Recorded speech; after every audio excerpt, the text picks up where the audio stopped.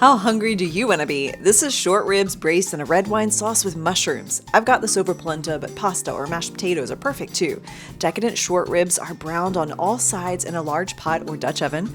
They'll get seasoned and covered in red wine, broth, fresh thyme, garlic, and quartered onions.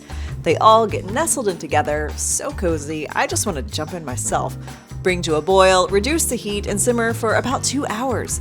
Then remove the meat from the pot, strain out the solids, and keep 1 cup of the sauce. Next, add cornstarch to more wine and cook mushrooms, shallots, and thyme in a skillet with butter until they're browned and softened. Add the sauce from the pot and the wine and cornstarch mixture and let it boil for just a few minutes to thicken. Stir in more butter off the heat for an extra silky texture.